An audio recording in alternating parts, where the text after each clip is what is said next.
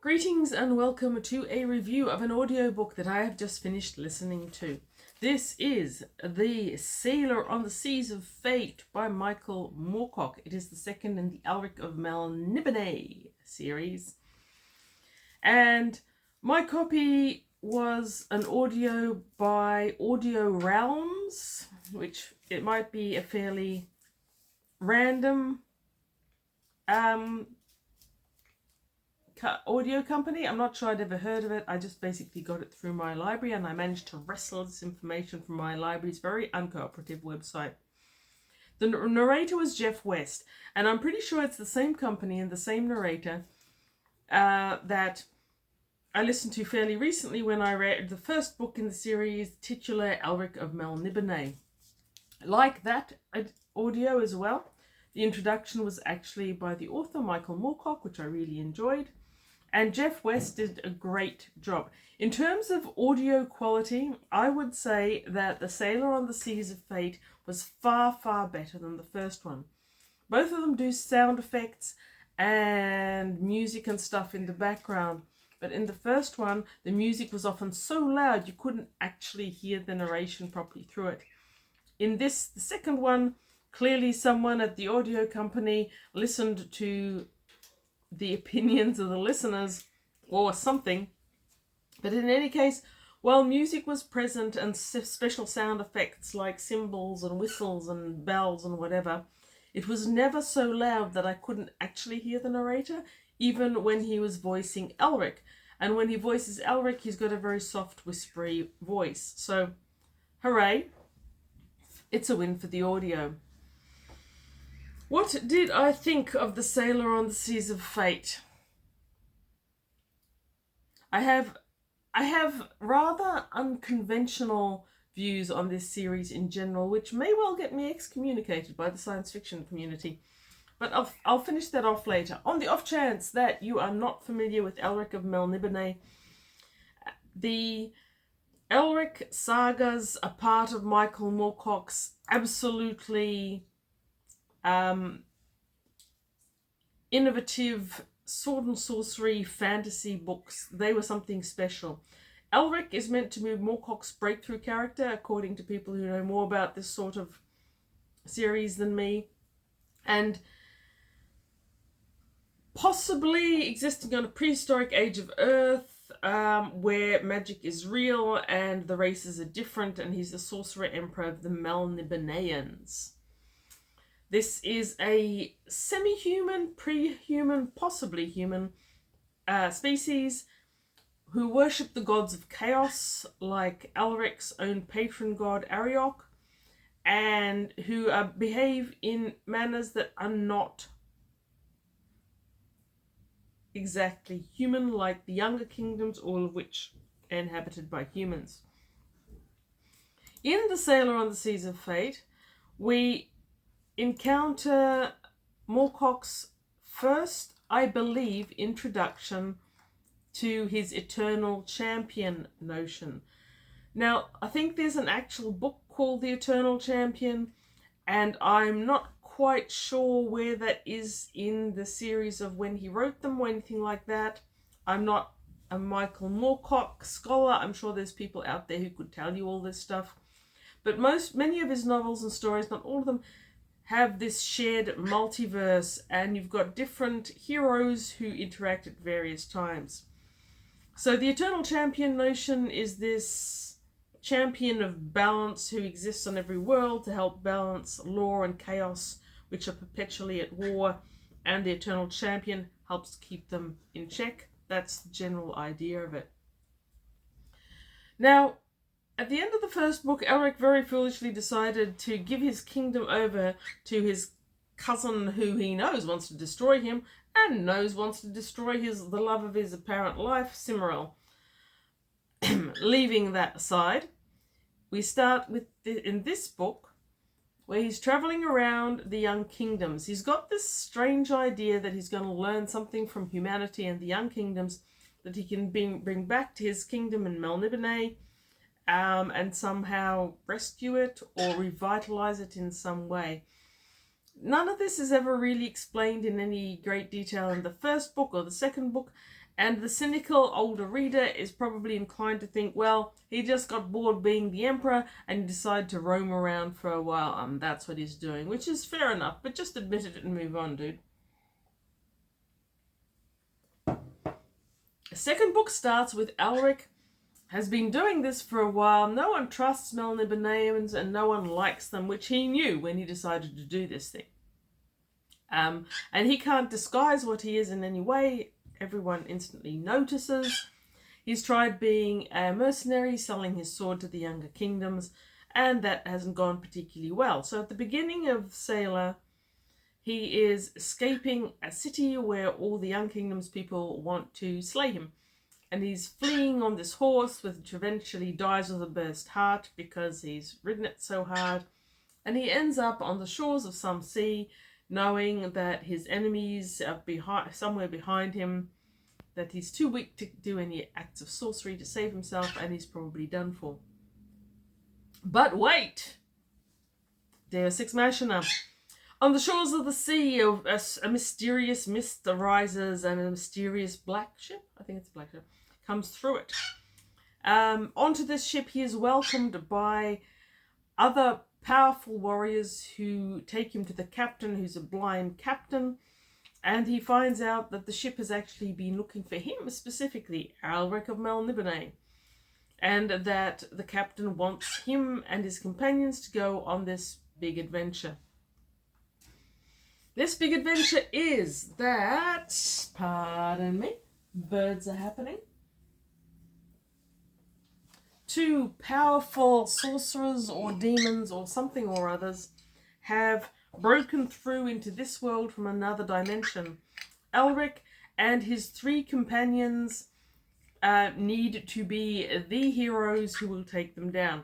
Now, when Elric encounters these companions, it's clear that there's something peculiar happening there. There's one called Ericose, there's one called Hawkmoon, there's one called Corum, and between the four of them, at least one of them has met Elric before and expects to be recognized. Another one seems to recognize him. So it's clearly that there's timey-wimey stuff and dimension stuff happening all over the place. Anyway, the four aren't the only champions to be dumped on this island. Each one of them has their own journey. Some of them are looking for the island of... I've forgotten its name. Tantalon? Tantamount. Probably not Tantamount. Some sort of mystical island that is meant to be exactly what you want it to be. Or something like that. Not sure. Can't remember. It was right at the beginning of the book. So each of those four has their own warriors that go with them, and they are eventually dumped on this island. The captain repeatedly informs them that they have to burn their buildings to the ground, or possibly burn the sorcerers to the ground. And the sorcerers in questions are... I keep thinking Gog and Magog, but they're not actually Gog and Magog. They're Gagak and Arak and Gagak? Gag and Gagak? Something like that. I'm sorry. I'll write it below. One of them is definitely Gagak. Arak and Gagak? I don't know. Anyway, so there's land on this island and it's all very gloomy and scary. They walk into the island, they finally see these two buildings. They're connected by all these tubes and they look really strange and organic. And I do wonder if this island and Gagak and other one in any way inspired Brian Lumley when he was writing his Necroscope series, because that's kind of the way I visualize them.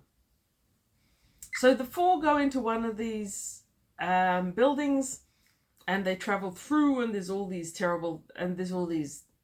adventure-y things that happen. This, by the way, is going to be the spoiler of all spoiler reviews, but whatever. It was written some time ago. How spoilery can it really be if it was written in 1976? So they travel through all the weird corridors and strange tunnels of the place, and they finally reach what seems to be some sort of major room.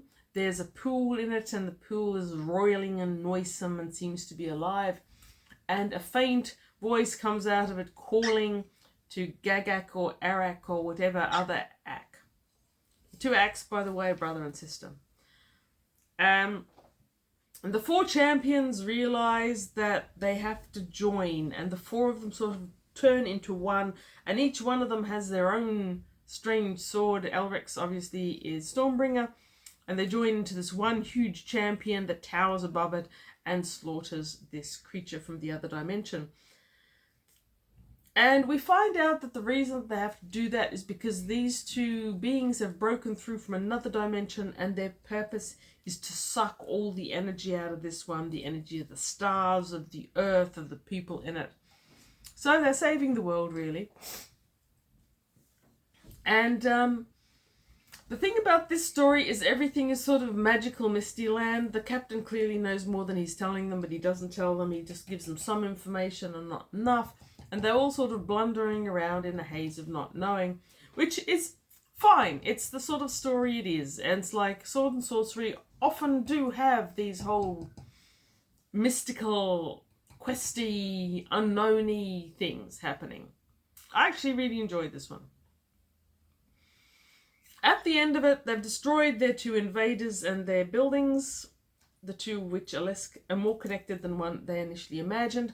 I personally feel that any reader in 2025 is going to be, or onward, is going to be far mature enough as a reader to realize that these two buildings are in fact the physical manifestation, the body, as it will, of these beings in this plane, and that the pool is their consciousness or awareness. I don't think there's going to be any doubt in anyone's mind as soon as these buildings are sighted.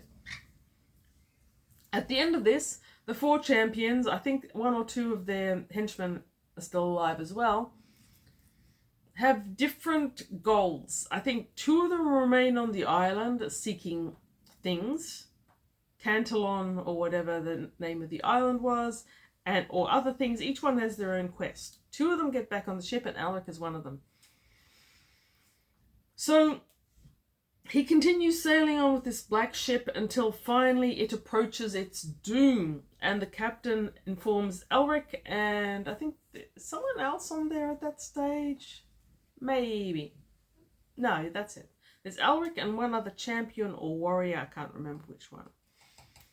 Other champion or warrior decides to stay with the ship as it goes towards its doom, which will be the end of it, and a step in the fight between law and chaos, or the creation of an even playing ground, which is the overarching notion of all of these books, the fight between chaos and law and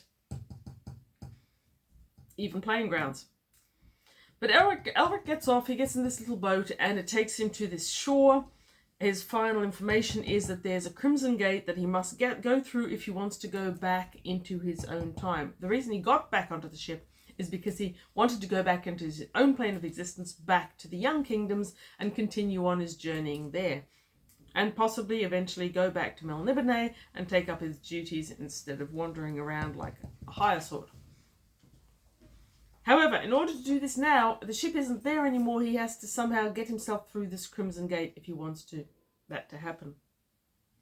As soon as he gets off the ship starts to fade in his memory until it's just a series of dreams. Since Elric is sick and relies on drugs and magic to keep him alive, he already has a lot of weird dreams, and very shortly he can't remember anything about this ship except as dreams. He finds himself eventually wrecked on a shore of this weird plane where the sun is sort of pulsing purple black, and he goes traveling around this island and as he travels he loses all memory of this last adventure he had. He doesn't know where he is, he doesn't know how he got there, and he is starting to feel like he's on a different plane.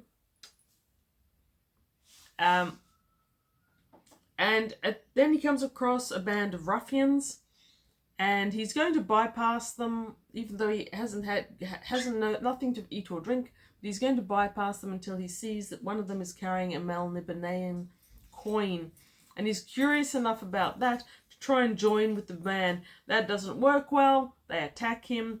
He slays almost all of them, but one of them, who looks a bit different to the others,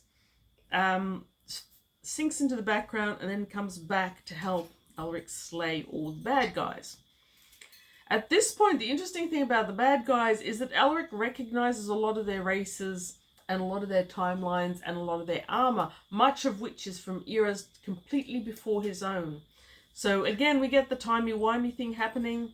Elric doesn't entirely connect the dots, but we do. So, having defeated his enemies, Elric sits down with the sailor who introduces himself as Count Smiorgan Baldhead, who is from the Purple Isle? He is a trader of renown, and he had a whole fleet of ships, but something happened and they've come through to this other plane. He thinks it might have something to do with a strange woman who came on board just as they were sailing. Once they got into this other plane, they were attacked by the bad guys who slaughtered his whole crew, wrecked his ship, and he only managed to escape death himself by subterfuge and falling in with them. Elric and Smiorgan both decide to go back to his ship and try and sail away and get back out of what Elric is starting to accept is not his plane.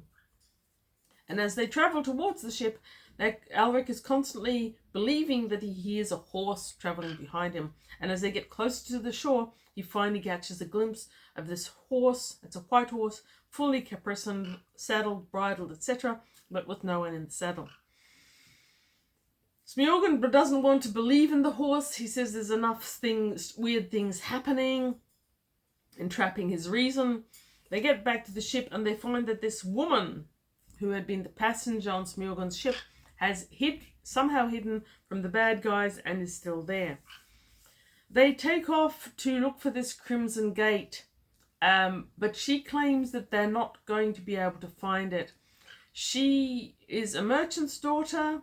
Her name is Vasilis, and she had been kidnapped by this weird old Melnibonean who Elric knows as having been dead for many, many years. But as he tries to bring back the legend that he knows, he's heard Saxis Da'an, who fell in love with a normal woman from the Young Kingdoms and ended up torturing her slowly to death after he believed that she betrayed him with her ex-fiancé, Prince Karolak. It's complicated, what can I say? Now, Vasilis says that Saxis Dan didn't die years ago. He just transmuted to another plane. That's the plane that Elric and Smiorgan and her are in now. She managed to escape him through the Crimson Gate, but he somehow reached out and grabbed her consciousness and pulled her back. She's terrified of him. She knows about the White Horse. She knows that Saxis Da'an is terrified of it. They all get on the ship and start sailing off at the Crimson Gate. Elric reassures her he too has some magical powers, and Saxis Da'an and him are from the same race, yada yada. They'll be fine. They're not fine. Spoiler. At some point they realise that the horse has somehow come on board and is in the hull. One of those empty spaces inside the hull. Storage space. Whatever.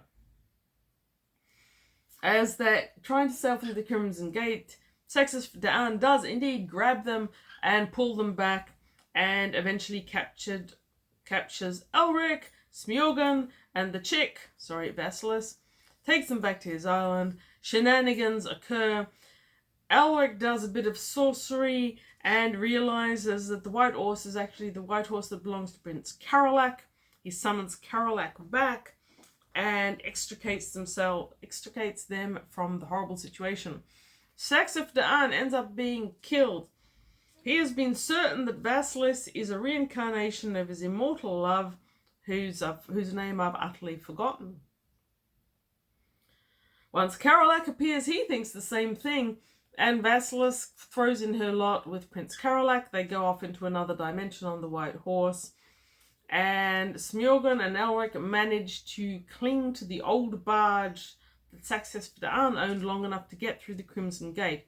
Once they get through, however, the ship breaks up, they fall into the sea until they're rescued by Duke Avan and his ship and his men. By now, Elric is starting to forget all about not only the original ship, but this blue-black sun world that he was in with Saxe-Daan. This guy's memory is worse than mine, and that's saying something.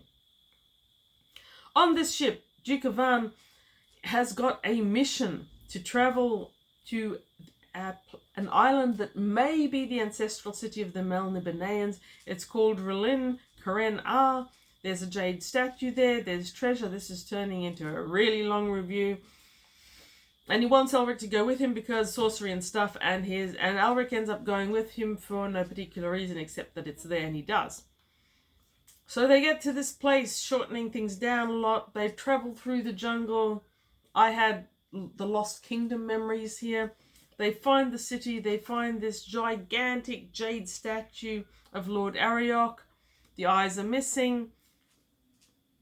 Plot development later. The group are attacked by these reptilian savages with crystalline throwing discs. It sounded a bit like shuriken. That was cool. I like that. And let's just say shenanigans occur. There's a naked man named Josoi Kuralin, which basically means the creature doomed to live. He was from the original city. They get a vision into the inhabitants of the original city that look like Melnibonéans, only happy and tranquil, instead of demon-possessed and miserable as it all get out.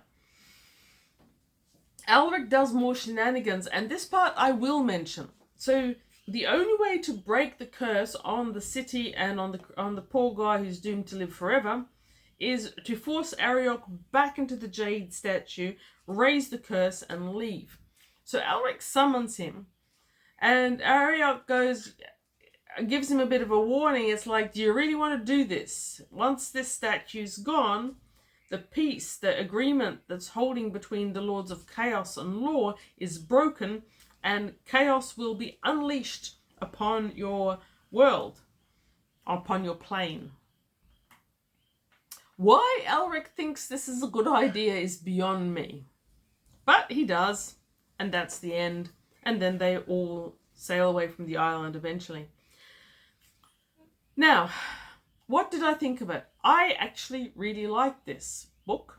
I think it's at least a 3.5, possibly even a 4-star. What, you say?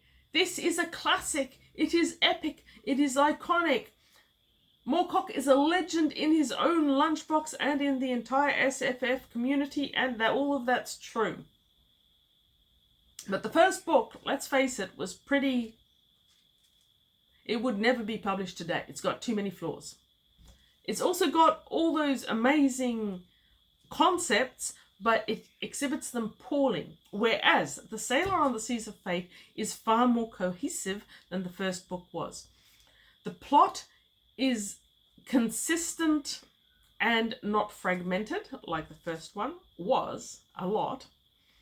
The events actually make some sort of linear sense. The writing also is much smoother and much more logical. And aside from the end, when Elric decides to unleash a war of law and chaos on our plane for some reason, up until that point, most of his decisions actually make sense in the context of the adventure, which is 100% not the case in the first book. So, has anyone summoned a hitman on me yet? I'm sorry. Michael Moorcock was iconic, but his writing wasn't always that great. And in The Sailor on the Seas of Fate, it is far better than it was in Elric of Melniboné. So I was very pleasantly surprised by that. Would I give it the incredibly 10 stars out of 5 that most people still would give all of these books sight unseen? No, probably not. It's a good sword and sorcery. There's a lot about it that is a little bit rough, but at least the characters are better. The dialogue is still rudimentary in places. absent in others. But because this is basically about Alric's journey, the fact that there's only really 1 or 2 characters that ever appear doesn't really impinge. And the adventures are fun. It does not, however, read like a novel. It reads like a series of 3 stories that have been put together inside one set of covers.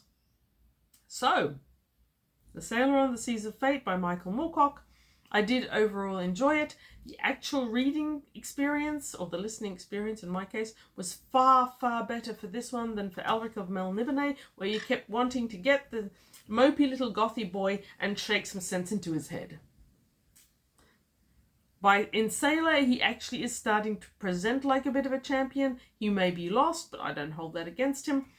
Yeah, good book. If you have read the first in the Elric saga, and you are looking around going, should I really continue? Well, it might not be a bad idea.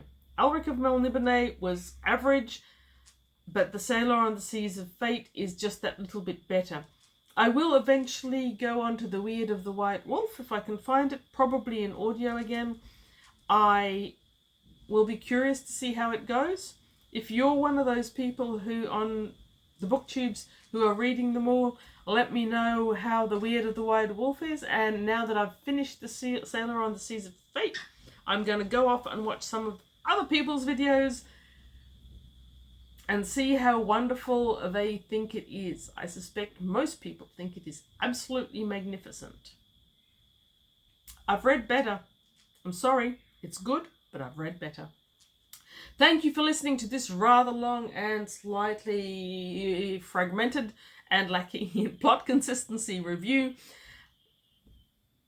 Have a great evening. Read good books.